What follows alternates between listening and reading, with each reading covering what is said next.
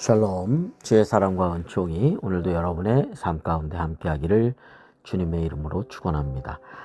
오늘 우리가 함께 묵상하실 말씀은 예레미야 2장 13절 말씀이 되겠습니다. 내 백성이 두 가지 악을 행하였나니 곧 그들이 생수의 근원되는 나를 버린 것과 스스로 웅덩이를 판 것인데 그것은 그 물을 가두지 못할 터진 웅덩이들이니라. 아멘.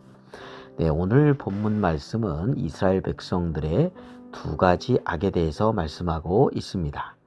자, 첫 번째로는 생수의 근원이 되시는 하나님을 저버린 것입니다. 이것은 하나님의 은혜가 아닌 것이 없는데도 불구하고 그 은혜를 잊어버리고 떠나서 살아가는 삶을 의미합니다.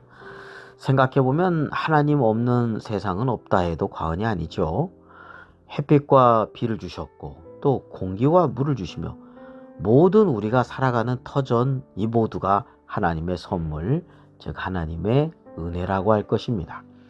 그럼에도 불구하고 하나님께 감사하지 않고 하나님을 떠나서 피조물을 우상으로 만드는 허망한 삶을 살아가게 된다는 것이죠. 이에 대해서 로마서 1장 18절에서 25절에 이렇게 말씀하고 있습니다. 하나님의 진노가 불의로 진리를 막는 사람들의 모든 경건하지 않음과 불의에 대하여 하늘로부터 나타나나니 이는 하나님을 알만한 것이 그들 속에 보임이라. 하나님께서 이를 그들에게 보이셨느니라. 창세로부터 그의 보이지 아니하는 것들 곧 그의 영원하신 능력과 신성이 그가 만드신 만물에 분명히 보여 알려졌나니 그러므로 그들이 핑계하지 못할지니라.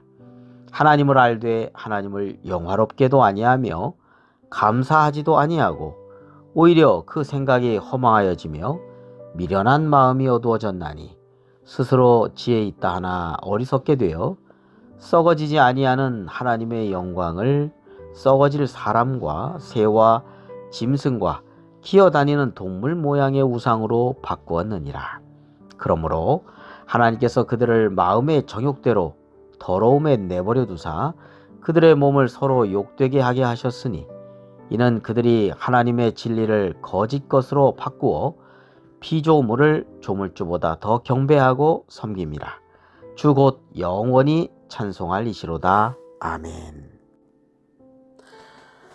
모든 만물 가운데 하나님의 영원하신 능력과 신성을 보게 되지요. 근데도 하나님을 영화롭게 하지도 않고 찬송하지도 않고 감사하지도 않고 오히려 허망하고 미련한 마음으로 하나님의 영광을 새, 짐승 이런 피조물 모양의 우상 숭배를 하는 죄악에 대해서 책망하고 있습니다.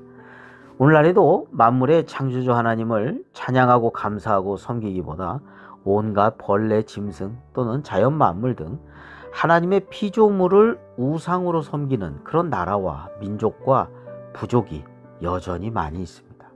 미련하고 허망한 우상 숭배를 하지 않을 수 없습니다. 이는 분명 하나님 보시기에 죄악이라고 하겠습니다. 생수의 근원 되신 하나님의 은혜를 저버린 것이죠.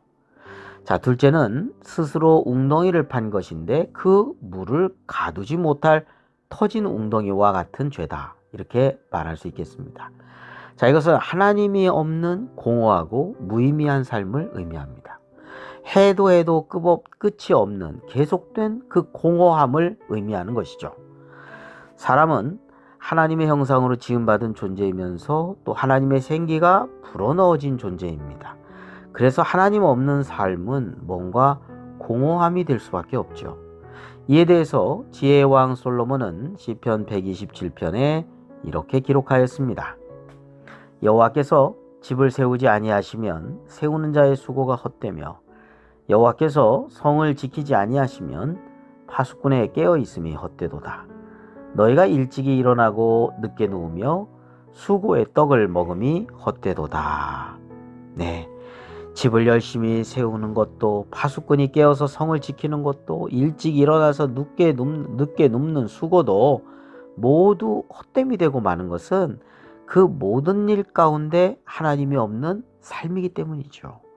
그래서 공허함이 밀려오는 것이죠. 그 공허함을 대체해서 뭔가 채우려고 하는데 이 또한 공허함이 되고 맙니다.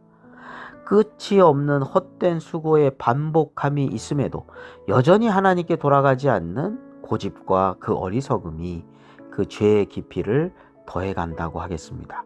인간이 하나님 없이 세운 모든 바벨탑은 무너지고 만다는 것이죠. 하나님 없는 인간의 모든 교만과 또 어리석음이 결국은 무너진다는 것을 의미합니다. 네, 성 어거스틴은 그의 고백록에서 이렇게 기술하였습니다. 당신은 우리를 당신을 향하도록 창조하셨으므로 우리 마음이 당신 안에서 안식할 때까지는 평안하지 않습니다.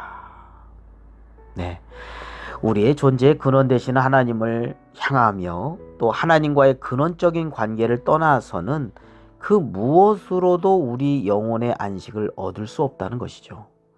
마치 우물가에서 예수님을 만난 사마리아 여인처럼 말이죠. 쾌락, 명예, 부, 지식 등이 아무리 많아도 채워지지 않는, 결코 만족할 수 없는 근원적인 공허함 또 갈망이 있다는 것이죠. 다시 말해서 오직 하나님 안에서 진정한 안식과 평안과 만족과 의미를 얻을 수 있다는 것입니다. 어거스틴은 젊은 날 많은 욕망을 찾아서 떠났지만 그 어느 것에서 진정한 삶의 안식을 얻지 못하였으나 결국 하나님 안에서 진정한 삶의 의미와 평안함을 얻었음을 경험한 것에서 나온 그의 고백이라고 할 것입니다. 하나님 없이는 삶의 의미도 없다라고 하는 것입니다. 오늘 우리는 이스라엘 백성들이 생수의 근원 되시는 하나님을 떠나서 허망한 우상 숭배와 세상의 악에 빠져가고 또한 하나님 없이 스스로 뭔가를 이루고자 하지만 그 속에 허무함이 존재한 그런 진정한 삶의 의미가 없음을 경험하게 되는 삶을 살아가고 있음에 대해서 우리는 돌이켜야 된다라고 말씀하고 있습니다. 네, 삶의 모든 영역에서 우리가 하나님의 은혜에 감사하고 또 삶의 모든 영역에서 하나님의 인도하심을 따라 살아가는 평안과 의미 있는 삶이 되시기를 주님의 이름으로 축원합니다. 기도드리겠습니다. 거룩하고 자비로우신 하나님 아버지, 우리의 모든 것 되시는 하나님의 그 은혜를 잊지 않게 하여 주시고 감사함을 잃어버리지 않게 하여 주옵소서. 허무한 삶이 되지 않도록 주님의 사랑과 은혜 속에서 진정한 평안과 또 의미 있는 삶을 살아가게 하여 주옵소서. 예수 그리스도의 이름으로 기도드립니다. 아멘.